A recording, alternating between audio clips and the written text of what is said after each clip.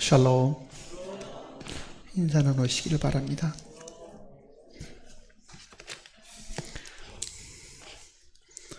마태복음 23장입니다.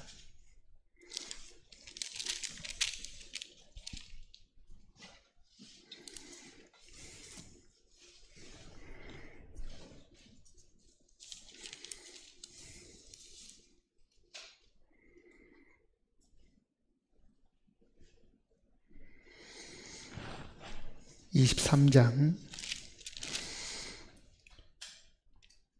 13절부터 보겠습니다. 화 있을진저 외식하는 서기관들과 바리새인들이여, 너희는 천국문을 사람들 앞에서 닫고 너희도 들어가지 않고 들어가려 하는 자들도 들어가지 못하게 하는도다. 14절은 없음. 15절, 화 있을진저 외식하는 서기관들과 바리새인들이여, 너희는 교인 한 사람을 얻기 위하여 바다와 육지를 두루 다니다가 생기면 너희보다 배나 더 지옥 자식이 되게 하는도다. 화 있을진저 눈먼 인도자여, 너희가 말하되 누구든지 성전으로 맹세하면 아무 일 없거니와 성전에 금으로 맹세하면 지킬지라 하는도다. 어리석은 맹인들이여, 어느 것이 크냐? 그 금이냐? 그 금을 거룩하게는 성전이냐? 너희가 또 이르되 누구든지 제단으로 맹세하면 아무 일 없거니와 그 외에 있는 예물로 맹세하면 지킬지라 하는도다. 맹인들이여, 어느 것이 크냐? 그 예물이냐? 그 예물을 거룩하게 하는 제단이냐? 그러므로 제단으로 맹세하는 자는 제단과 그 위에 있는 모든 것으로 맹세하며, 또 성전으로 맹세하는 자는 성전과 그 안에 계신으로 맹세하며, 또 하늘로 맹세하는 자는 하나님의 보좌와 그 위에 앉으시니로 맹세함이니라. 화 있을진저 외식하는 서기관들과 바리새인들이여, 너희가 박하와 회당과 근처에 11조는 들이되 율법에 더 중한 바 정의와 긍휼과 믿음은 버렸도다. 그러나 이것도 행하고 저것도 버리지 말아야 할지니라. 맹인된 인도자여, 하루살이는 걸러내고 낙타는 삼키는도다. 화 있을진저 외식하는 서기관들과 바리새인들이여, 잔과 대접에 겉은 깨끗이 하되 그 안에는 탐욕과 방탕으로 가득하게 하는도다. 눈먼 바리새인이여, 너는 먼저 안을 깨끗이 하라. 그리하면 겉도 깨끗하리라.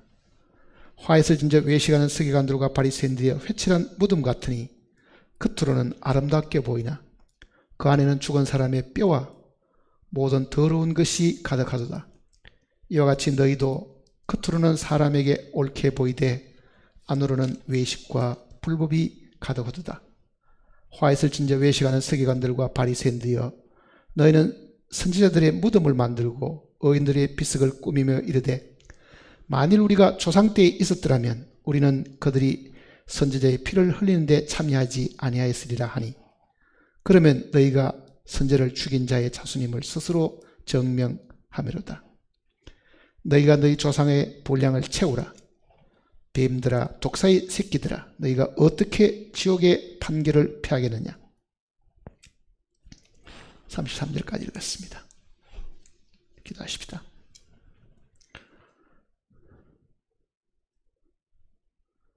우리를 늘 돌보시고 지키시고 필요한 것을 공급하시는 아버지 하나님, 하루가 저물고 저희들이 다시금 한자리에 모였습니다. 하루 동안에 우리가 무엇을 생각하고 보냈는지 주님께서 잘 아십니다. 참으로 우리의 마음이 하늘에 가 있게 하시고, 비록 우리가 이 땅에 있는 땅을 밟고 이 땅에 있는 것을 먹고 살지라도 우리의 영혼은 언제나 하나님 앞에서 하나님을 바라보고 하나님의 입에서 나오는 음성을 듣고 항상 즐거워하는 저희들이 되게 도와주시옵소서. 이 자리에 주님께서 우리를 한자리에 불러주셨으니 우리가 함께 마음을 모아서 하나님께 기도하고 성도들을 위해서 기도하고 함께 눈물을 흘리고 울 줄 아는 저희들이 되게 도와주시옵소서. 완악한 마음으로 고집스럽게 살지 않고 참으로 하나님께서 우리에게 주신 마음을 따라서 서로 사랑하고 친절을 베풀고 남의 형편을 생각하고 자기의 유익보다 남의 유익을 더 구하는 저희들로 삼아 주시옵소서. 필요한 말씀을 우리에게 허락하셨으니 함께 읽고 묵상할 때에 하나님께서 우리의 필요한 바를 말씀을 통해서 깨우치시고 가르쳐 주실 것을 간구드립니다. 우리를 사랑하시는 주 예수님의 거룩하신 이름으로 간절히 기도했습니다. 아멘. 23장은 좀 특이한 장이기도 합니다. 서기관들과 바리새인들을 주님이 책망을 하시고 그네들의 행위를 하나하나 다 일거를 하면서 화가 있을 것이다, 이렇게 말씀하신 내용이 23장 내용의 전체를 이루고 있습니다. 우리는 마태복음 5장에는 팔복이라는 것이 있는데요, 여기는 8가지 화가 기록이 되어 있습니다.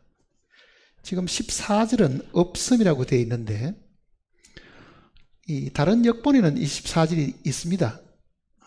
그 14절 내용은 밑에 보면은 어떤 사본에 14절에 마가복음 12장 40절 혹은 누가복음 20장 47절과 유사한 구절이 있다는데 다른 역본에는 화 있을진저 서기관들과 바리새인들이여 그렇게 말씀하시고 과부의 가산을 삼키고 외식으로 길게 기도하는 것 때문에 책망하신 내용이 24절 내용 속에 기록되어 있습니다. 그러니까 우리 역본은 24절이 없음을 하고 빼두었는데요, 다른 역본 속에는 그 구절이 해석되어 있습니다. 그렇게 보면은 14절까지 합치면은 모두가 8가지 화를 주님이 이야기를 하고 있습니다. 8가지 화를. 서기관들과 바리새인들이라는 사람은 유대교에서도 굉장히 유명한 사람들입니다. 유대교라는 이 하나의 교파 안에서요, 굉장히 영향력이 막강한 사람들입니다. 기독교도 여러 종파가 있는 것처럼 유대교도 크게는 예수님 당시에 3개의 종파가 있었습니다. 하나는 바리새인들이고 또 하나는 사두개인들이고, 지금 우리 성경에는 표시되어 있지는 않는데 에세네파라는 이 파들이 있었습니다. 에세네파. 이 3대 종파가 유대교를 형성하고 있었는데 그 중에 바리새파들이 가장 이 모세의 율법과 구약 성경을 문자 그대로 지키고 믿으려고 하는 사람들이었습니다. 사두개인들은 부활을 믿지도 않고 천사도 믿지 않고 영들도 믿지 않았습니다. 그렇지만은 바리새인들은 영들도 믿고 천사들도 믿고 부활도 믿고 하는 그런 사람들이기는 해도요, 실제 그네들이 너무 형식에 치우쳐 있고 또 외식을 하는 일들 때문에 그러는 상황 속에 있으면서도 하나님을 잘 믿는다고 하면서 예수님을 걸핏하면은 시비를 걸고 안식일을 지키지 않는다, 그러니 어떻게 저 사람이 하나님께로부터 왔겠느냐 하고 예수님을 늘 비평하고 잡아 죽이려고 늘 모의를 하던 사람들이 이 서기관들과 바리새인들입니다. 이 서기관들이라는 사람들은 성경을 필사하는 성경학자들입니다. 당시에는 무식한 사람들이 굉장히 많았잖아요. 문맹자들이 많았는데 성경을 이렇게 한자 한자 다 뺏겨 쓰려고 하면은 상당한 실력을 가지고 있지 않으면은 그것도 불가능한 일이거든요. 그러니까 이 서기관들이라는 사람들은 굉장히 학식이 높고 나름대로는 똑똑한 사람들이다 보니까 성경학자로 불렸던 사람들이었습니다. 이 두 집단들을 향해 가지고 주님이 화를 입게 된다, 자그마치 8 내용을 열거를 하시면서 말씀을 하셨습니다. 이 내용을 오늘 저녁에는 다 공부하려고 하는 게 아닙니다. 한두 가지만 지금 생각을 해보려고 하는데 13절을 또 하시면요. 화 있을진저 외식하는 서기관들을 바리새인들이여. 이 표현이 8번 화를 이야기할 때 다 빠지지 않고 기록되어 있습니다. 화 있을진저 외식하는 서기관과 바리새인들이여. 이 표현을 주님이 8번 언급을 하시고 또 거기에 해당되는 내용을 열거를 하셨습니다. 외식하는, 화가 있다는 거는요, 화라는 게 뭐를 말합니까? 화를 입는다. 화를 입게 된다. 화 있을진저 하는 표현이 뭐를 두고 하는 이야기 같아요?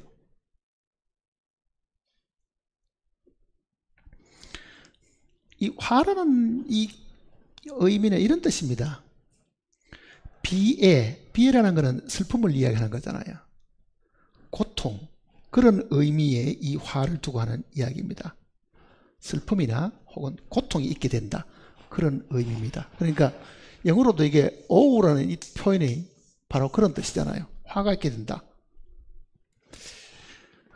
슬픔이나 고통이 너에게 있을 것이다, 이렇게 주님이 말씀하시는 겁니다. 그 다음에 외식하는 표현이 있죠. 외식하다.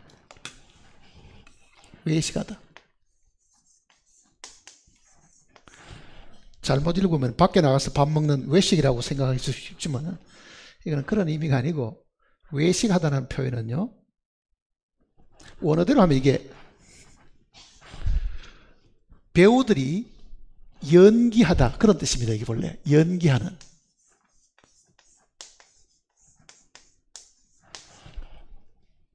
그러니까 서기관과 바리새인들은 자기가 연기를 하고 사는 사람들이다. 그러니까 외식하는 하는 말은 연기하는 그 뜻입니다. 연기하는 서기관과 바리새인들이요.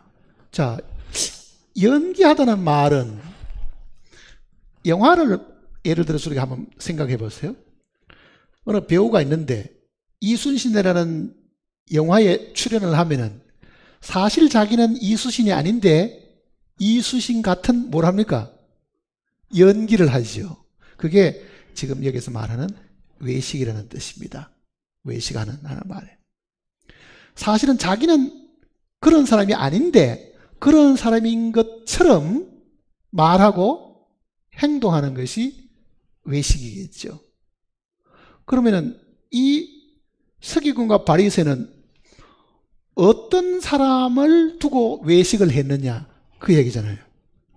어떤 사람처럼 자기들의 모습을, 사실은 그렇지 않은데 그런 사람인 것처럼 행동하고 연기를 하고 살았는가. 그 앞에 내용을 읽어보면 금방 알 수가 있습니다. 7절을 보시면요, 23장 7절. 시장에서 문안받는 것과 사람에게 랍비라 칭함을 받는 것을 좋아한다. 누가 그렇다는 얘기입니까? 서기관과 바리새인. 1절 보세요. 이에 예수께서 무리와 제자들에게 말씀하여 이르시되 서기관들과 바리새인들이 모세 자리에 앉았으니. 지금 서기관과 바리새인을 책망하는데 모세 자리에 앉았다. 그러지, 모세 자리에 앉았다. 아니, 모세가 죽은 지가 언제인데 모세 자리에 앉아 있겠어요? 우리는 집회장소를 예배당이라고 부르지만은 유대인들은 집회장소를 뭐라고 부릅니까? 회당이라고 부르죠. 회당.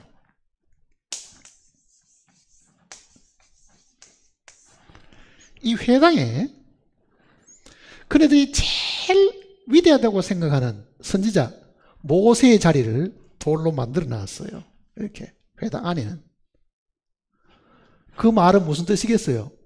우리는 모세의 가르침을 최고로 생각하고 있고 우리도 모세와 같이 가르친다는 그런 의미죠. 그러니까 회당 안에 모세의 자리가, 이 돌로 만드는 자리가 있는데 거기에 이 서기관 바리새인들이 앉는다는 뜻이에요, 이 말이. 그러니 사실은 그네들은 모세도 아니죠. 그런데 모세처럼 율법을 선포하고 가르치고 지시하고 명령하고 그렇게 사는 사람이 서기관들과 바리새인들입니다. 자, 7절 다시 보세요. 시장에서 문안받는 것과 사람에게 랍비라 칭함받는 것을 좋아한다. 누가? 서기관과 바리새인들은 첫째는 랍비라고 칭함받는 걸 좋아한다. 랍비. 랍비라는 것은 선생이라는 뜻입니다. 선생. 우리말로 하면 선생이잖아요. 선생님, 스승님 이렇게 칭함받기를 서기관과 바리새인들은 좋아하죠. 근데 사실은 그네들은 선생도 아닌데 선생처럼 말을 하고 선생처럼 행동하면은 그게 뭐라는 뜻입니까? 위선이다. 그 얘기잖아요. 둘째는 보세요. 8절에 그러나 너희는 랍비라 칭함을 받지 말라. 너희 선생은 하나요 너희는 다 형제니라. 자, 주를 믿는 사람들의 선생은 누굽니까? 예수님이잖아요. 사실은요. 그러니까 예수님이 사실은 가장 위대한 선생님인데 니고데모가 하는 말처럼 당신은 하나님께로부터 선생이다 그러잖아요. 하나님 보낸 선생이다. 근데 사실은 선생이 아닌 서기관들과 바리새인들은 사람들 앞에 뭐처럼 행동한다는 뜻입니까? 선생처럼 행동한다. 그게 위선이라는 뜻입니다. 둘째는 보세요. 땅에 있는 자를 아버지라 하지 말라. 너희 아버지는 한 분이시니 곧 하늘에 계신 이시니라. 자, 그네들은 백성들 사이에 뭐라고 불리기를 좋아합니까? 아버지로 불리기를 좋아하는 거죠. 아버지로 불리기를. 이 유대교의 이 풍습이 기독교에도 들어와 있습니다. 그게 캐톨릭입니다. 캐톨릭은 이 신부들을요, 보세요. father라 그럽니다. father. 이게 영어로는 이게 father거든요. 이것도 지금 아버지란 뜻입니다. 그러니까 신부라는 그 말 뜻이 영적인 아버지라는 의미라고요. 그게 유대교에서 온 거거든요. 서기관과 바리새인처럼. 그러니까 그네들은 백성들이 자기들을 선생이라고 불러주기를 좋아하고 뭐라고 또 불러주길 바랍니까? 아버지라고 부르기를 좋아하고 또 뭐라고 부르기를 좋아하는 거 보세요. 10절에 또한 지도자라 칭함을 받지 말라. 너희의 지도자는 한 분이시니 곧 그리스도시니라. 그러니까 지도자로 칭함받기도 좋아한다. 자, 서기관과 바리새인들은 백성 위에 서서 백성의 선생, 그 백성들이 자기들을 존경하는 아버지로 그리고 백성의 지도자로 불리기를 좋아한다. 그러나 사실은 선생은 한 분밖에 없고 아버지도 한 분밖에 없고 또 지도자도 한 분밖에 없는데 그분 누굽니까? 그리스도? 예수님밖에는 그럴 분이 없잖아요. 사실은요. 예수님밖에. 그러니까 그네들은 바로 모세의 자리에 앉아가지고 자기들이 그 영광을 다 취하고 있다. 모세야말로 위대한 지도자잖아요. 백성에. 하나님이 세우신 위대한 지도자인데 그 모세의 자리에 앉았다는 말은 사실은 그네들은 그럴 자격도 없으면서도 그렇게 뭐 하는 겁니까? 연기를 하고 있다. 그러니 화를 입게 된다. 그 내용을 지금 주님이 이야기를 하시는 겁니다. 이거는 그 당시에 서기관 바리새인뿐만 아니라 오늘 우리도 까딱 잘못하면은 이럴 위험에 빠질 가능성이 있습니다. 사람들이 자기를 높여주고 선생이라고 불러주고 우리의 인도자, 우리의 지도자 아니면은 우리를 가르치는 영적 아버지 이렇게 불러주면은요, 그만 자기도 뭐처럼 생각합니까? 그런 사람인 것처럼 연기하니까 이거는 주님 보시기에 외식입니다. 그것도 화를 입게 된다. 슬픔과 고통이 분명히 있게 된다. 근데 분명히 우리는 야고보서 내용도 선생된 자가 벌이 많으니까 많이 선생되지 마라 그러잖아요. 선생 되는 것이 쉬운 일이 아니고 어려운 일인데도 왜 서기관과 바리새인들은 사람들 앞에서 랍비라 칭함을 받기를 좋아하고 우리의 영적인 아버지 아니면 우리의 지도자 이렇게 불리기를 좋아하는가? 자, 이 내용이 거의 한 장을 다 차지하고 있는데 이것이 성경을 우리가 읽을 때예요. 남의 이야기처럼 읽어가 될 일이 사실은 아닙니다. 그 당시에 서기관 바리새인은 우리는 한 번도 본 적이 없습니다. 그러나 이것이 기록이 남아가 오늘 우리 손에까지 주어질 때는요, 우리가 그럴 사람이라는 뜻입니다. 사실은요.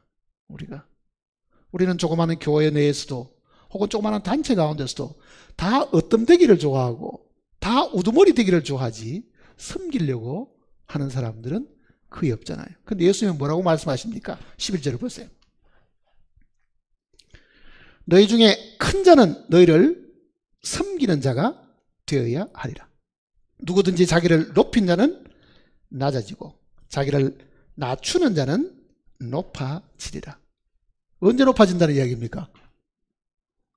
이게 주님 오시게 되면요, 분명히 우리를 높여준다는 그 말씀입니다. 그러니까 오늘 우리가 신앙생활 하는데 굉장히 조심해야 될 부분은 바로 이겁니다.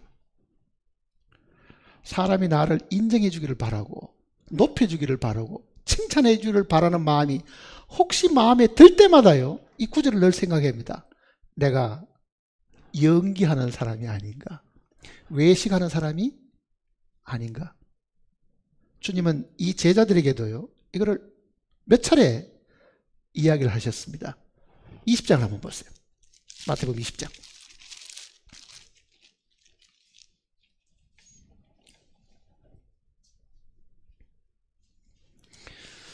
20장 20절입니다.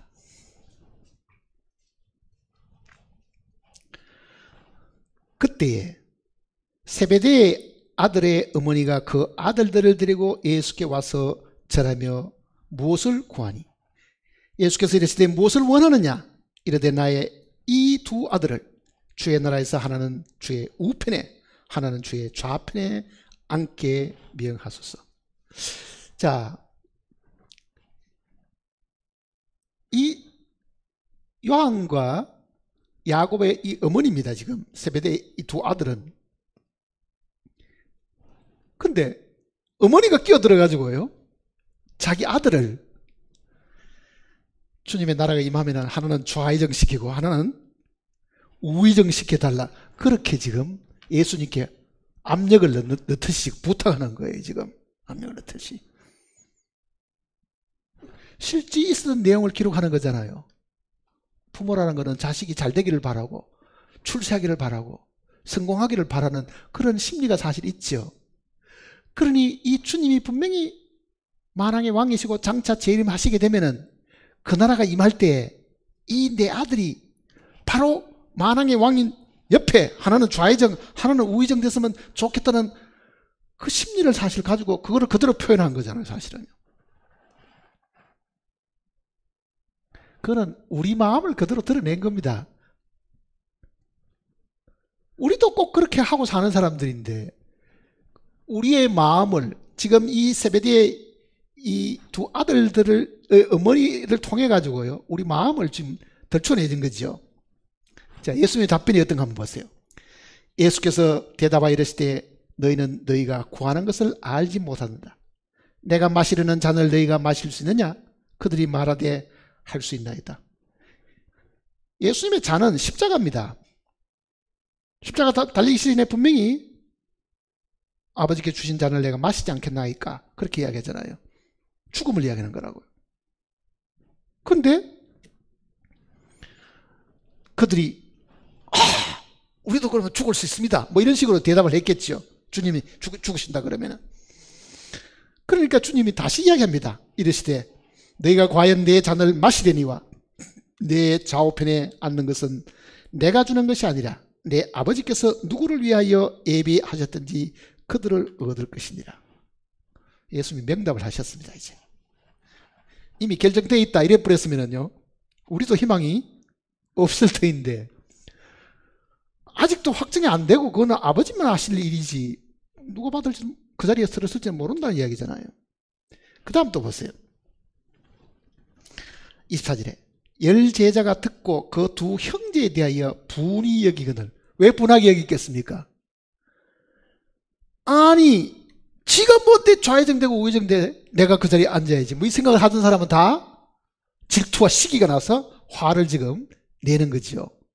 그러니까 우리 심리를 그대로 지금 다 지금 덜쳐내는 겁니다. 지금 그 다음 보세요. 뭐라고 말씀하시는지. 예수께서 제자들을 불러다가 이르시되 이방인들의 직권자들이 그들을 임의로 주관하고 그 고관들이 그들에게 권세를 부린 줄 너희가 알거니와. 자, 세상 사람은 권력을 가지게 되면 그 밑에 있는 사람을 자기 마음대로 부리고 권세를 행사하는데 그 얘기잖아요. 권력만 잡았다 하면은 이거는 뭐 밑에 사람을 깔보고 무시하고 압박을 하고 그렇게 하는데 너희는 그렇게 하지 말아야 된다. 그 얘기를 하는 겁니다. 26절 보세요. 너희 중에는 그렇지 않아야 하나니. 잘 보세요. 너희 중에 누구든지 크고자 하는 자는 너희를 섬기는 자가 되고 너희 중에 누구든지 어떤이 되고자 하는 자는 너희의 종이 되어야 하네. 자, 이 세베대의 이 두 아들은 야고보와 요한을 두고 하는 이야기입니다. 야고보, 요한은 예수님의 총애를 받은 제자들이잖아요. 그러면 베드로는 가만히 있었겠어요? 베드로도 총애를 받았는데. 그 베드로도 화낸 사람 중에 분명히 들어있을 겁니다. 아니 그래도 내가 연장자인데 막 이렇게 생각했을지 모르죠. 근데 예수님이 지금 이 하시는 말씀은 지금 우리들에게도 똑같이 적용되는 이야기입니다. 보세요. 너희 중에 누구든지 어떻다고요? 크고자 하는 자는 너희를 섬기는 자가 되고 어떤이 되고자 하는 자는 너희의 뭐가 된다고요? 종이 되어야 된다. 자, 우리가 언제 주님 앞에 크게 되고 어떤이 되느냐? 그건 주님 재림 때입니다. 주님 재림 때에 분명히 큰 자가 있고 낮은 자가 분명히 있습니다. 앞에 내용도 읽어보면은요, 어떤 사람이 물어보잖아요. 천국에서 누가 크니까? 물어보잖아요. 천국에서 누가 크니까? 근데 예수님은 야, 천국 가면 다 지위가 똑같다 이렇게 말씀하지 않았습니다. 천년왕국 때는요, 그가 주님을 섬기고 이 땅에 봉사하고 살았던 것에 대한 이 상급을 베푸는 것이기 때문에 어떤 사람은 10고을을, 즉 10개의 도시를 차지하게 되고 어떤 사람은 5고을을, 어떤 사람은 2고을이나 1고을을 차지할 그런 사람도 있고 어떤 사람 하나도 못 차지할 사람이 있겠죠. 이거는 분명히 차별이 있다는 것을 성경은 분명히 가르쳐주고 있는 겁니다. 그런데 여기도 예수님께서 자, 주의 나라가 임하실 때 했으니까 이거는 그 당시는 아니죠. 분명히. 자, 주님의 나라가 다시 임하는 것은 메시아 왕국이 이 땅에 건설되는 천년왕국 때인데 그때가 되면은 그때 가서 크게 되고 높은 사람이 되고 어떤이 되려고 하면은 지금 뭘 하라고요? 섬기는 사람이 돼야 된다. 그거를 지금 이야기하는 겁니다. 지금 섬기는 사람이 돼야 된다. 그런데 우리는 그 나라 가서 어떤 되기보다는 지금 이 시간에 뭘 되기를 원합니까? 높은 사람 되기를 원하는 거예요. 다 선생 되기를 원하고 다 아버지 되기 원하고 다 지도자가 되고 지금 이 시대에 이거를 주님이 우리로 하여금 잘 명심하도록끔 사실은 부탁하셨습니다. 그러니까 지금 23장에도 이 구절이 조금 다시 언급되었습니다. 23절 다시 보시면요. 23장에 11절입니다. 너희 중에 큰 자는 너희를 섬기는 자가 되어야 하리니 누구든지 자기를 높인 자는 낮아지고 누구든지 자기를 낮추는 자는 높아지리라. 언제 높아집니까? 주의 나라가 임할 때, 주의 나라가 임할 때 그는 높은 자리에 앉고 어떤 사람은 낮은 자리에 앉게 된다. 자, 이 땅에서 이 서기관 바리새인처럼 외식하는 사람, 지금 이 땅에서 마치 자기가 랍비인 것처럼 연기하고 아버지처럼 연기하고 지도자인 것처럼 연기하는 그 사람은 성경대로 하면 어떻게 됐어요? 이 땅에서 영광을 다 받았으니까 네 상은 이미 받았느니라 그러잖아요. 모든 사람이 너희를 칭찬하면 너희에게 화가 있다 그러잖아요. 이 땅에 있는 동안에 존경만 받고 칭찬만 받던 사람은 주님 앞에서 반드시 화가 있다는 것을 이야기하고 있는 겁니다. 사실은. 그런데도 우리는 이 성경을 읽으면서도요, 어디 가서 상석에 앉고 싶고, 어디 가서 대접받고 싶고, 어디 가서 인사하기보다는 인사받기를 좋아하고, 친절을 베풀기보다는 남이 자기에게 친절하게 대해주기를 바라고, 항상 그런 마음들이 우리 속에 내재하고 있다는 것을 사실 우리가 아는 거잖아요. 이 8가지 화 중에서 오늘 제가 지금 설명해 보려고 하는 것은 25절입니다. 25절. 화 있을진저 외식하는 서기관들과 바리새인들이여, 잔과 대접에 거천 깨끗이 하되 그 안에는 탐욕과 방탕으로 가득하게 하는도다. 눈먼 바리새인이여, 너는 먼저 안을 깨끗이 하라. 그리하면 겉도 깨끗해지라. 자, 8가지 화는 여러분이 집에 가서 자세히 한번 공부를 해보실 필요가 있습니다. 오늘은 제가 지금 6번째 있는 이 화에 대한 걸 한번 생각을 해보려고 합니다. 14절을 포함하면 이게 6번째 화가 되는데요. 25절이.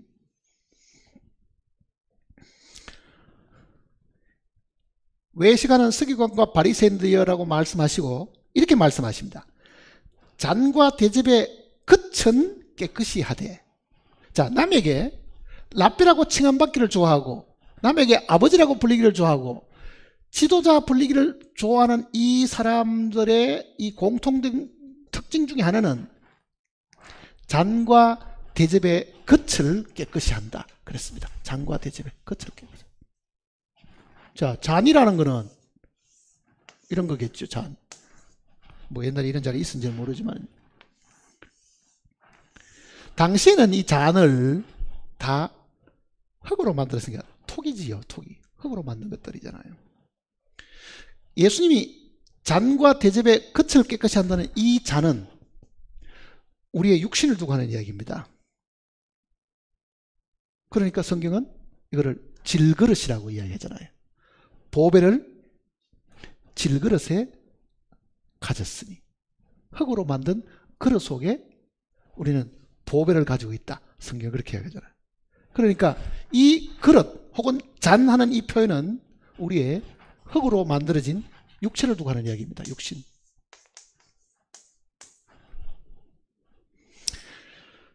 자, 우리는 흙으로 만들어진 육신을 가지고 있는데 서기관들과 바리새인들이 잔과 대접에 거천 깨끗이 하고 그랬습니다. 거천 깨끗이 하고. 그 말은 무슨 말이겠습니까? 우리의 육신의 외적 행위, 외적인 모습, 우리의 말, 행동, 이거는 굉장히 도덕적으로, 윤리적으로 깨끗하게 하고 산다. 그 얘기입니다. 도덕적으로.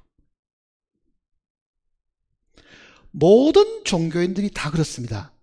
유대교뿐만 아니라 종교에 심취 않은 사람일수록요, 말과 행동을 굉장히 깨끗하게 하려고 애를 쓰잖아요. 그러니 유대교도 하나의 종교이기 때문에 종교적인 노력이라는 것은 반드시 우리의 이 육체를 남들 보기에 선해 보이고, 말도 점잖게 하고, 행동도 남들 보기에는 훌륭하게 보이도록 노력을 하죠. 그러니까 이 서기관들 바리새인들이 외적으로 봤을 때는 도덕적으로 윤리적으로 어떻다는 얘기입니까? 깨끗하게 보였다. 그 얘기입니다. 예수님 눈에도. 그런데 실상은 이 외적인 이 모습하고 달리 그 안에는 온갖 탐욕과 욕심, 이런 것들이 그 속에 꽉 차 있었는데, 방탕한 것도 그 속에 다 들어 있었는데, 겉을 잘 다듬고 겉을 깨끗하게 보이고 남들의 눈에도 하고 이렇게 존경스럽게 보이도록 만들었다. 그것도 뭡니까? 연기하는 거잖아요. 실제는 자기 속은 그렇지 않는데, 실제는 자기는 선량한 사람도 아닌데 선량한 말을 하고 선량한 행동을 하고 남들 보기에도 선량해 보인다고 하면 속하고 겉하고 다르니 그게 외식이잖아요. 그게 연기하는 거거든요. 연기하는 거. 근데 예수님은 중심을 보시는 분이시기 때문에 말과 행동이, 아니 마음과 이 말과 행동하고는 다르다는 것을 주님은 사실 알고 계셨잖아요. 그래서 지적을 한 거예요. 근데 뭐라고 말씀하시냐면요, 눈먼 바리새인들이여 너는 먼저 어떻게 하라고요? 안을 깨끗이 하라. 그러잖아요. 안을 깨끗이 하라. 이 내면이 먼저 깨끗해지면 이 바깥도 깨끗해지는데, 이 사람들은 어떻게 하냐? 바깥을 먼저 깨끗하게 하면 안도 깨끗해진다고 생각하고 있는 거죠. 그렇습니까? 안 그렇습니까? 불가능하거든요. 그러니까 이 예수님의 이 지적을 잘 봐야 됩니다. 우리가 구원받기 전에도요, 우리는 기독교라는 종교를 믿으면서 그 가르침을 따르려고 애를 쓰다 보면 어떻게 됩니까? 십계명을 지키려고 많이 노력하지요. 정말 죄 안 짓고 살려고 가진 수고와 노력을 다 하고 있죠. 혹시 죄가 들어왔다고 하면 그거를 눈물을 흘려가면서 회개하려고 애를 쓰죠. 그러니 우리의 모든 행동은 철두철미하게 우리의 외적 모습을 깨끗하게 하려고 하는 수고와 노력으로 가득 차 있습니다. 그러나 겉을 아무리 깨끗하게 해도 속이 깨끗해지지 않습니다. 마음이 깨끗해지는 일은 없다는 이야기잖아요. 근데 예수님은 그 수고와 노력을 책망하시고요, 뭐라고 이야기합니까? 안을 깨끗이 하라. 그러면 겉도 깨끗해진다. 그거는 안만 깨끗하게 하면 겉은 따라서 깨끗해지지, 겉을 깨끗하게 해가지고 안이 깨끗해지는 일은 없다. 이 구분을 잘 해야 됩니다. 그게 오늘 우리가 신앙생활하는 이 제일 핵심적인 이야기라고요. 제일 핵심적인 이야기.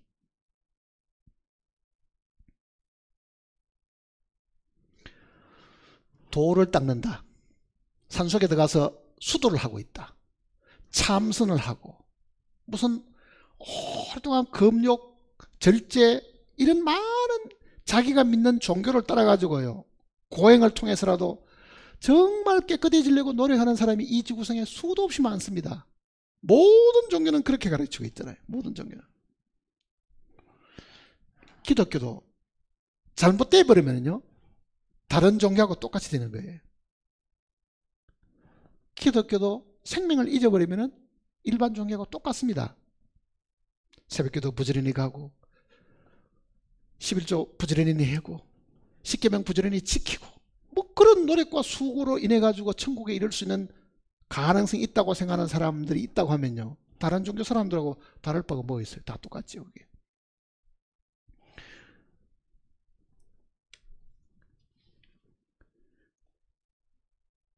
(24절) 5절 다시 보시면요, 화 있을진저 외식하는 서기관들과 바리새인들이여 잔과 대접의 겉은 깨끗이 하되. 이게 인간적인 방법으로 종교적인 수고와 노력으로 항상 행동과 말 점잖게 하고 입 밖에 악한 말을 하지 않으려고 애쓰는 그 노력을 두고 하는 이야기입니다. 깨끗이 하되 그 안에는 탐욕과 방탕으로 가득하게 합니다. 자, 성경대로 하면은 만물보다 거짓되고 심히 부패한 것은 마음이라 그러잖아요. 정말 모든 악한 것들, 음란한 것들, 도둑질하는 것들, 교만하고 이 모든 것이 다 안에 있는데, 이 안에 있는데 안은 온통 더러운데 겉만 반짝하게 깨끗하게 닦는다 해가지고 그게 뭐하는 짓이냐? 그러니까 이거는 속하고 겉하고 다르니 이거는 외식이다. 연기하는 것이다. 주님이 그렇게 말씀하시잖아요. 자, 주님의 답변은 뭐라고 말합니까? 26절에 눈먼 바리새인이여 너는 먼저 안을 깨끗이 하라. 그리하면 겉도 깨끗해지리라. 자, 이 말씀을 우리가 마음에 늘 기억해야 됩니다. 안을 깨끗이 하면은 바깥은 자동적으로 깨끗해지고 안에만 정말 우리가 청결을 유지한다고 하면은 밖은 자동적으로 깨끗해진다. 그 의미를 지금 이야기하는데 성경 전체의 이 흐름을 보면 이렇습니다. 영적인 것하고 육적인 것.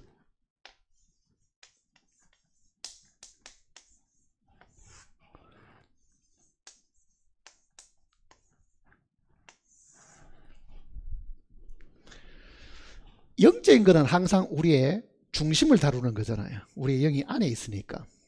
그렇죠? 영적인 것은 하나님에 속한 것이고 육적인 것은 땅에 속한 것이고 마귀에게 속한 겁니다. 이미 타락한 이후에 육이라는 것은 다 마귀에게 속한 것. 퍼져나가게끔 되어 있습니다. 육이라는 것은요 반대입니다. 이게 밖에서부터 안으로 들어가려고 하는 이 차이라고요. 자, 육적인 걸 한번 보세요. 수박이 있으면은 껍질이 먼저 생기죠. 그리고 점점 안으로 익어 들어갑니다. 집을 지을 때도 보세요. 육신을 가진 우리는 집 지을 때 인테리어 공사부터 먼저 하는 사람 없습니다. 뭐부터 하십니까? 바깥부터 먼저 만들어야 된다고요. 바깥을 만들고 점점 안을 꾸며나가죠. 모든 이 땅에 속한 것과 자연에 속한 것은요 반드시 밖에서 안으로 이렇게 들어가게 되어 있다고요. 밖에서 안으로. 근데 영적인 거는 출애굽기 내용에도 보면은 성막을 만드는데 뭐를 제일 먼저 만듭니까? 벗개부터 먼저 만들잖아요. 제일 중심에 하나님이 계시는 벗개부터 먼저 우리 상식대로 하면 그렇게 해서 안 되죠. 다 먼저 만들고 안에 걸 만들어야 맞을 것 같은데 하나님의 방법은 제일 중심부터 그 다음에 퍼져나가도록 이렇게 하시는 거예요. 그러니까 땅에 속한 것과 하늘에 속한 것, 영적인 것과 육적인 것의 그 차이가 바로 거기에 있습니다. 그러니까 예수님이 하시는 말씀은 세상의 방법대로 하면 서기관과 바리새인들로 살게 되고 하나님의 방법대로 하면은 안에서부터 밖으로 퍼져나가는 일들을 하게 된다. 안에서부터 밖으로 퍼져나가는 게 뭐겠어요? 안을 깨끗이 하라는 말이 무슨 뜻이겠어요? 안을 어떻게 깨끗해요? 생명이 바뀐다는 뜻입니다. 그게. 생명이 우리의 중심에 있는데 그 생명이 새로운 생명으로 바뀌면 부활의 생명이 되면 행동은 그 생명을 따라서 나타나는 것이 행동이기 때문에 생명이 바뀌면 행동도 바뀐다. 우리는 부모로부터 물려받은 생명이 육신의 생명이잖아요. 사람의 생명이죠. 이거는 타락한 생명이기 때문에 우리 육신의 생명의 본질은 미움이라고요. 미워하지 말라 그래도 이거는 생명의 본성이 미워하는 게 특징이거든요. 근데 하나님의 생명의 본질은 뭡니까? 미움이 아니고 사랑이라고요. 그게. 그러니까 누가 하나님 앞에 예수님을 두고 저 사람 좀 미워하세요. 그러면 예수님이 나 좀 미워할까? 할 수가 없죠. 왜? 그거는 생명이 우리하고는 다른 생명이에요. 자, 미워하는데 힘이 듭니까? 우리가 어떤 사람을 미워하는데 힘이 드느냐고요. 저절로 밉죠. 증거 없이도 밉죠. 죄 짓는 게 바로 그렇습니다. 죄 짓는 게 힘이 들고 죄 짓는 게 정말 지긋지긋하면 누가 죄를 짓겠어요? 죄 짓는 것보다 쉬운 게 없다고요. 왜? 우리의 생명은 타락한 생명이고 이 타락한 생명은 죄 짓는 게 본성이라. 근데 이 생명을 두고 사랑하라 그러면 어떻게 되겠어요? 그건 너무너무 힘이 드는 거라. 근데 예수님의 생명을 두고 저거 좀 미워해야 되겠습니다. 그럼 예수님이 얼마나 힘들겠어요? 예수의 생명 자체가 이게 사랑인데 불가능한 거잖아요. 사실은 불가능한 거예요. 그러니까 예수님께서 너희는 먼저 안을 깨끗이 하라. 우리의 생명이 새로운 생명이 되어야 된다. 그 이야기입니다. 생명이 바뀌어야 된다는 뜻이에요. 생명은 그대로 두고 밖을 그대로 아무리 꾸며봐야 그 생명에서 또 거짓말이 나오고 그 생명에서 또 엉큼한 생각이 나오고 그 생명에서 또 죄가 나오니 생명이 바뀌지 않고는 행동을 아무리 깨끗하게 해봐야 소용이 없다. 그 얘기잖아요 지금. 자,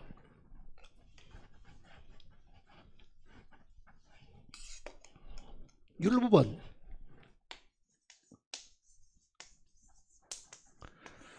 사람에게 뭐라고 이야기합니까? 제일 첫째 계명이 뭡니까? 예? 율법의 핵심은 사람들로 하여금 하나님을 사랑하라 그러잖아요. 하나님을 사랑하라. 하나님을 사랑하라는 것이 율법의 기본입니다. 마음과 뜻과 정성을 다하여 주 너의 하나님을 사랑하고, 둘째는 내 이웃을 내 몸과 사랑하라. 그러니 십계명은 바로 하나님을 사랑하는 것과 이웃을 사랑하는 것이 계명의 핵심이잖아요. 그게. 자, 율법은 하나님을 사랑하라고 말합니다. 할 수 있어요? 할 수 있느냐고요. 그러니 사실 우리는 그 율법을 듣고도 못하는 거는요, 우리 안에 생명이, 사랑하는 생명이 아니죠. 근데 복음은 뭐라고 말합니까? 하나님을 사랑하라 안 그럽니다. 요한일서 4장에 보면 4장 10절입니까? 사랑은 여기 있으니 우리가 하나님을 사랑한 것이 아니요, 하나님이 우리를 사랑하신 것이다. 꼭 반대잖아요 지금. 율법은 우리를 보고 하나님을 사랑하라 그러는데 실제 우리가 사랑할 수 없다는 걸 아니기야. 이 복음의 핵심은 우리가 하나님을 사랑한 것이 아니요 그러잖아요. 왜? 사랑할 수도 없는데. 그러니 우리가 하나님을 사랑한 것이 아니요, 하나님이 먼저 우리를 사랑하신 것이라. 하나님이 우리를 사랑하신 그 사랑을 받아야 우리도 남을 사랑하게 됩니다. 진리를 순종함으로 영혼을 깨끗게 하여 형제 사랑하기에 이르렀으니 피차 뜨겁게 사랑하라. 어떤 상태에서 어떤 상태가 되었으니까 그 말이잖아요. 형제를 사랑하기에 이르렀으니 피차 뜨겁게 사랑하라. 그러니까 그 상태에 이르지 못하면 사랑이라는 것은 우리의 타고난 육신의 생명하고는 불가능하지요. 그 상태에 이르는 것이 뭐겠어요? 생명이 바뀌는 겁니다. 사실은 생명이 바뀌는 거잖아요. 그래서 예수님께서도 안을 깨끗이 하라. 그 안을 깨끗이 하는 것은 우리의 생명이 바뀌어가지고 새 생명이 들어왔다는 뜻입니다. 깨끗한 생명이 들어온 거죠. 자, 죄의 사함은 우리의 밖에 있는 모든 죄, 심판받을 우리 머리 위에 있는 이 죄들을 처리한 것이라고 하면은 부활의 그 생명은요, 우리 안에서 하나님의 계명을 대신 이루어주기 위해서 들어온 생명입니다. 사실은 우리가 받은 부활의 생명은 예수님이 말씀하신 대로 안을 깨끗이 하라. 그 깨끗한 생명이 우리 속에 들어오면 그 생명은 생명의 본능 자체가 사랑이니까 그것도 깨끗해진다. 사랑할 수 없는 것도 사랑할 수가 있게 된다. 그 말입니다. 그 내용은요. 그런데 안에 있는 생명은 안 바뀌는데 누가 나에게 착하게 살아라고 이야기하고, 성경을 펴보니 거짓말하지 말라고 이야기하고, 간음하지 말라고 이야기하고, 십계명 지키라고 이야기하니까 내가 최선을 다해서 그 생명을 지켜야 되겠어. 잠도 안 자고 그걸 노력해야 돼. 그렇게 사니까 겉은 남들 보기에 경건해 보이고 깨끗해 보일지 모르지만은 그 사람의 속 생명은 여전히 인간 생명, 타락한 생명을 그대로 가지고 있으니까 그 얘기입니다.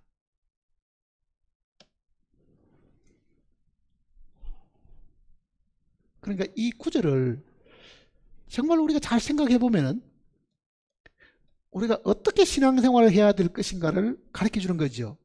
만일 주님이 가르쳐 준 대로 신앙생활을 안 하면은 우리도 구원받고도 여전히 뭐겠습니까? 외식하는 바리새인하고 똑같습니다. 외식하는 그리스도인들이잖아요. 자, 외식하는 그리스도인들은 특징은 조화와 생화의 차이입니다. 이게 진짜 같이 보이죠? 가끔은 우리도 속는다고요. 여기 있는 건 우리가 다 아니까 그렇지만은 어디 뭐 식당 같은 데 가다 보면요, 너무 꽃이 예뻐가지고 여기 진짜인가 가짜인가 가끔은 이렇게 너무 잘 만들었기 때문에 우리도 속고 이렇게 만져본다고요. 만져보면은 가짜라. 사람들이 기술이 이게 거의 생화와 차별이 없을 정도로 우리 눈으로 구별하기 힘들 정도로 잘 만들어 둔 거예요. 그러니까 생화를 옆에 두어도 오히려 생화가 가짜 같죠. 왜? 조금 더 마르기 시작하고 쭈글쭈글해지면 저기 가짜 같고 이게 진짜 같습니다. 이제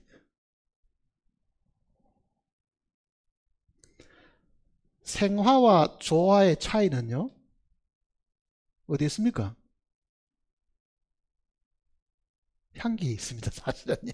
향기라는데 그렇잖아요. 정말 신기하게 하나님께서 이렇게 예쁜 꽃을 만드셨는데 가끔 우리 식구도 어디 가다가 보면 예쁜 꽃 보면요, 정말 신기해요. 뭐가 신기해요? 향기를 어떻게 넣었지 그런다고요. 꽃마다 다른 향기를. 꽃이 이쁜 건 알겠는데 어떻게 꽃마다 향기가 서로 다른 향기가 나는지 들여다봐도 향기가 뭐 향수 주머니가 어디 있는 것도 아니고 어디 향기가 계속 나오잖아요. 그게.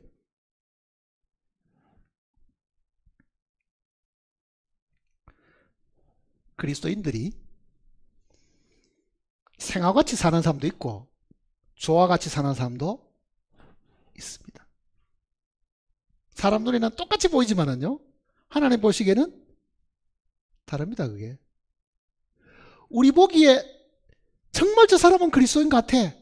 말과 행동이 그렇고 남을 구제하고 불쌍한 사람을 돕고 친절을 베풀고 똑같아도 외견상으로는 진짜 그리스도인과 이 조화 같은 이 그리스도인이 똑같이 보여도요, 하나님도 그거 모르시겠어요? 하나님도 저 생활을 보고도 구분 못 하시겠냐고요. 금방 아실 수 있죠. 하나님도. 기독교인들도 내가 하나님을 잘 믿는 기독교인이라고 말해도요, 어떤 그리스도인은 좋아합니다. 생명이 없는 거잖아요. 정말 어떤 그리스도는 생화와 같은 그리스도인이 있습니다. 그거는 그 속에 생명이 있어. 그 생명이 밖으로 드러나서 정직한 것. 그 생명이 밖으로 표현돼 가지고 친절한 것. 겉으로 볼 때는 똑같은 정직이고 똑같은 친절이라도요, 본성의 차이가 분명히 있죠. 본성의 차이가.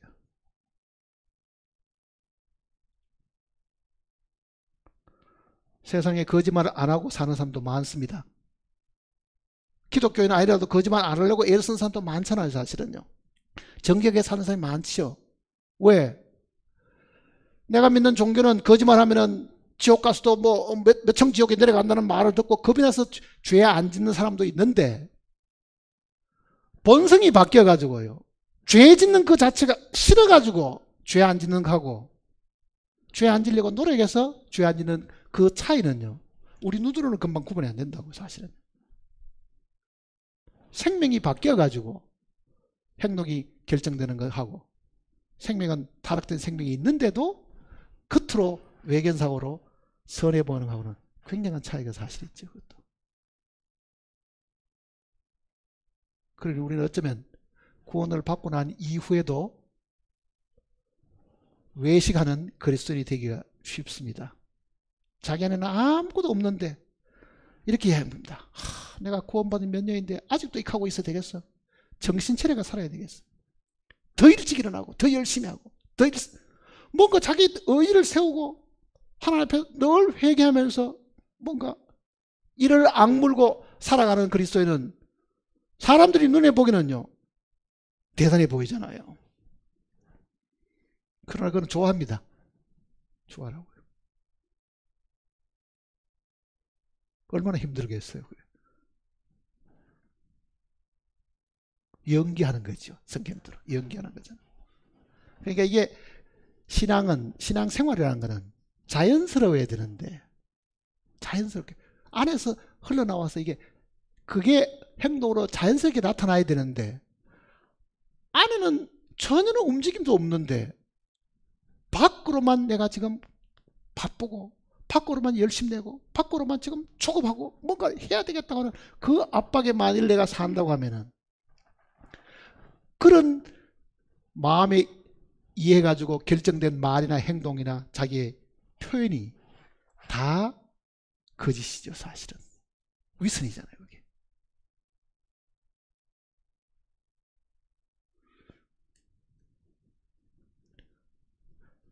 그 부분을 우리가 이 말씀을 통해서 한번 깊이 생각을 해 봐야 됩니다.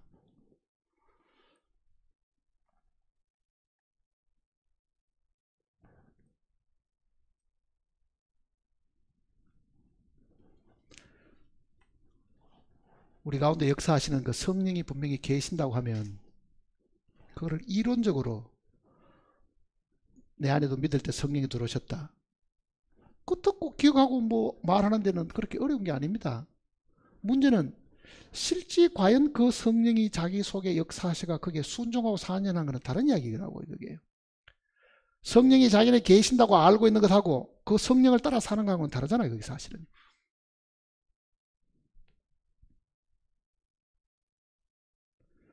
성령을 따라 사는 것은 반드시 순종이 필요합니다.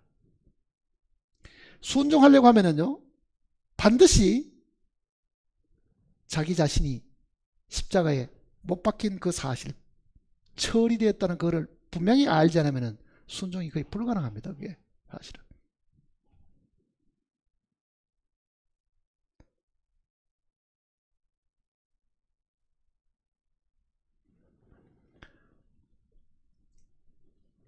매일매일 삶이 어제하고 오늘하고 다르고 금년하고 내년하고 다르다고 우리가 많이 느끼려고 하면은 순종이 제사보다 낫고 그러죠. 제사는 우리가 하나님께 뭐를 드리려고 하는 거잖아요. 희생하고 바치려고 하는 거죠. 그거보다 더 중요한 거는 순종이다. 그 순종을 하려고 하면 자아를 그대로 두고는 순종할 방법이 없습니다. 자아가 포기되어야 되는 게 가능한 거거든요. 온전한 순종이라는 게. 자기 뜻이 사라져 버려야 된다고요. 온전한 순종은.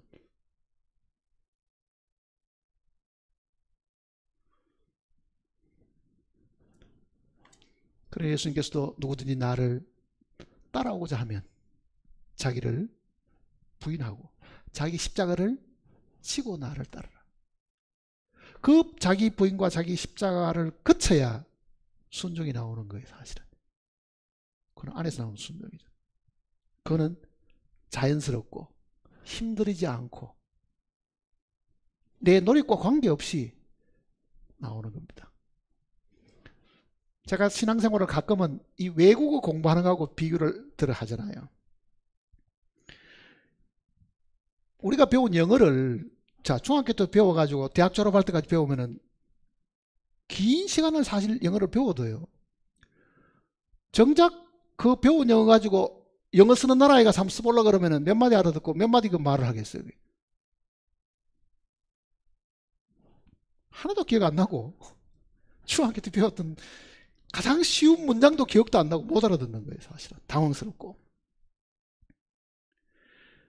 근데 결국은 이거를 꾸준하게 연습하면은 외국어가 모국어처럼 되면은 이게 굉장히 자연스럽죠. 외국어가 모국어처럼 되면 굉장히 자연스럽게 나올 거 아니에요.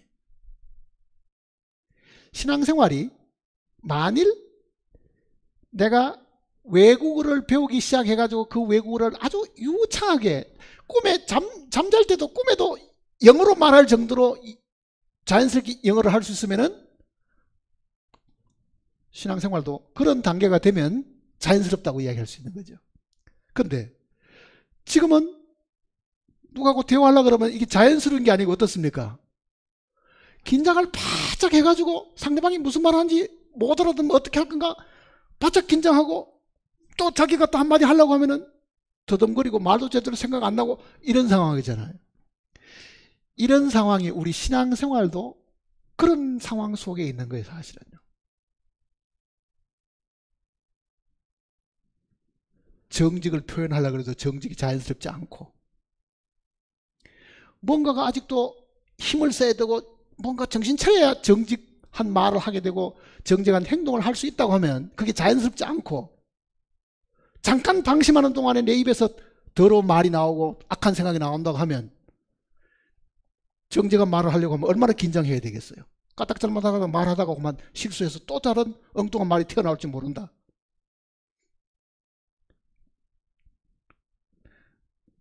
그러니 어떻게 보면은 우리는 신앙생활이 정말 우리가 외국어를 제대로 배워가지고 모국어처럼 말할 단계까지 이럴 단계까지 되면 그거는 자연스럽게 이제 행동도 말도 그렇게 하는 것처럼 사실 생각할 수 있을 겁니다. 본인이 한번 생각해 보세요. 어떤 사람이 나에게 돈을 받겠는데 내가 이 돈을 관리하는 사람인데 이게 내가 돈을 안 떼어야지. 이게 남의 돈이기 때문에 내가 정직하게 잘 보관하고 있다고 갚아줘야지. 그 생각을 하고 있다는 그 자체가 아직도 정직하지 않다는 말과도 같은 이야기입니다. 안 그렇겠어요? 본래부터 정직하면 그런 생각할 필요도 없습니다. 그러니 우리는 금전도 정직하지 않고 말도 정직하지도 않고 다 정직하지 않는 거예요. 그래서 예수님이 뭐라고 말씀하십니까? 안을 깨끗이 하라. 네 생명이 바뀌어야 된다. 그러니 네 생명하고 내 생명하고 체인지하자. 교환하자. 네가 나오고 내가 들어가면 그게 가능하다. 이렇게 말씀하시는 거죠. 그게 신앙생활입니다. 주님이 내 안에서 자기 삶을 사시는 것. 주님이 내 속에서 주님이 말씀하신 그 계명을 주님이 이루시는 그 삶이 온전한 신앙생활이라고요. 우리의 타고난 생명으로는 절대로 주님의 계명을 이룰 수 없습니다. 불가능해요. 흉내는 내겠죠. 노력하고. 그래서 구원을 받고 긴 세월을 살아도 우리는 여전히 연기하는 그리스도인일 수밖에 없다. 연기하는 그리스도인, 위선하는 그리스도인밖에. 그 사람이 구원을 안 받아서 그런 게 아닙니다. 아직도 자기가 자기의 주인이기 때문에 그런 거잖아요.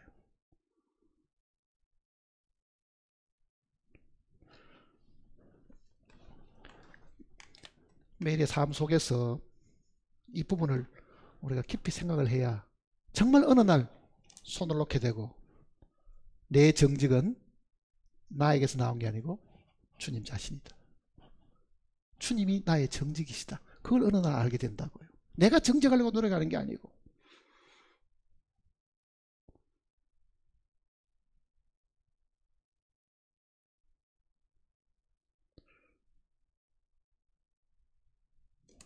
우리가 너무 신앙생활을 막연하게 하니까 구원받고 그저 이렇게 모이고 집회에 참석하면 어느 날 자기도 모르는 사이에 어느 단계까지 이를 끝이 생각하지만요. 절대로 그렇게 안 됩니다. 절대로. 시간이 가면 어느 시기에 가면은 어느 단계에 도달해 있는 그런 일이 안 생긴다고요. 구원받은 몇십 년이 지나가도요. 똑같습니다. 그거는. 안 바뀌는 거예요. 뭐가 바뀌어야 돼요? 생명이 바뀌어야 된다. 생명이 교체돼야 돼요.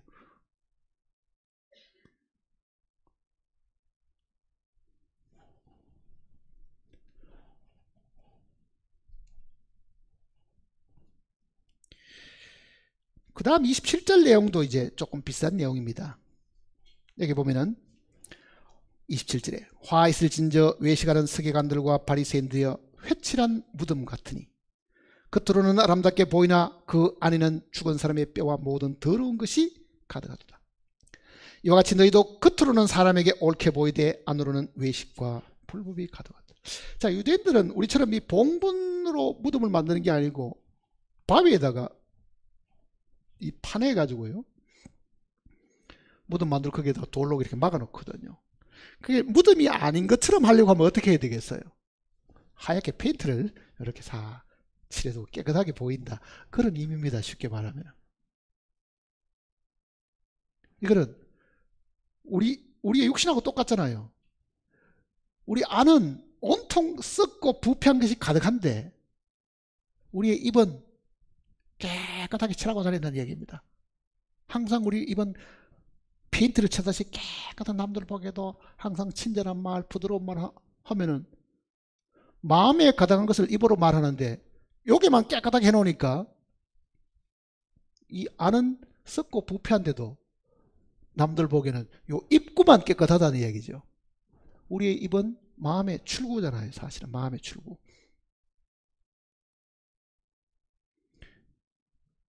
그러니 정말 마음이 깨끗하면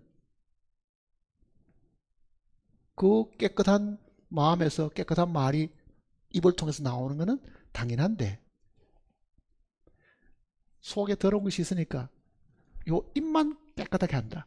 그러니까 입술만 깨끗하게 한다는 말은 입으로 가정스러운 이야기, 입으로 그저 눈속임의 이야기, 그저 입으로 친절한 말투로 말하는 것, 그렇게 페인트 칠하듯이 그렇게 하고 산다는 이야기입니다. 그러니까 안을 깨끗이 해야 된다는 그 말은 행동을 고치는 것이 아닙니다. 오늘 이 시간부터는 일찍 일어나야지, 성경제 열심히 읽고 죄 안 짓고 살아야지, 그게 아니라고요. 그게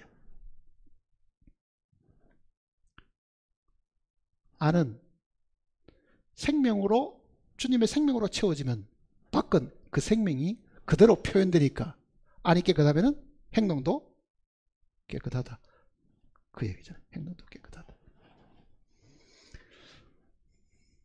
자, 서기관과 바리새인들이 그 당시에 세리거나 도둑놈들이거나 무슨 악한 사람들이 아니었습니다. 굉장히 경건하고 사람들에게 존경받는 사람들이잖아요. 외적으로는. 니고데모 같은 사람이 바리새인이었습니다.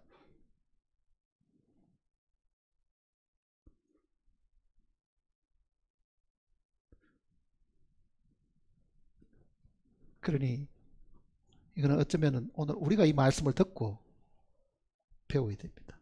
구원받은 사람들이 자만하는 것이 많죠. 내가 옛날에는 성경도 몰랐는데 구원받고 보니 성경도 많이 알고, 내가 속했던 그 교회 목사도 내만큼 성경을 모르고 누구도 모르고 자기가 성경 제일 많이 하는 거 생각합니다. 그런 교만에 빠져가지고 부담하는 게 뭐 있어요? 성경 많이 하는 그 지식이 그 사람이 하나님 앞에 얼마나 정직하다는 것을 표현해 주는 건 아니잖아요.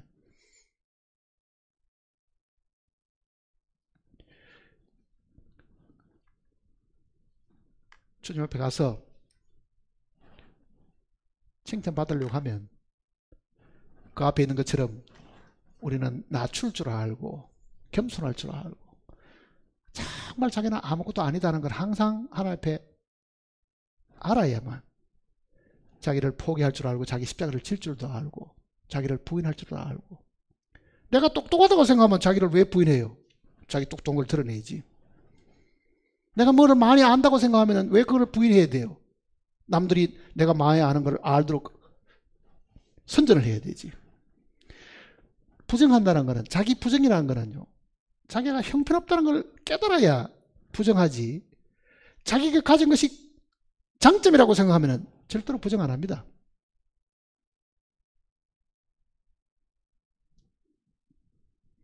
그럼 우리는 내 경험, 내 지식, 이게 다 잘났다고 생각하는 자랑거리로 삼고 있으니까 부인을 안 하고 사는 거죠.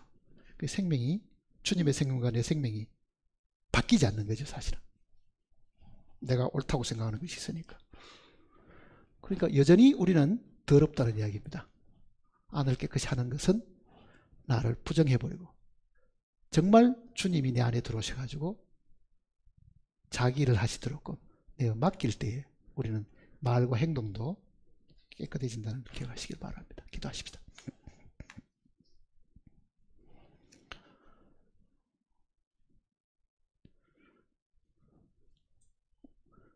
우리의 악함과 우리의 외식과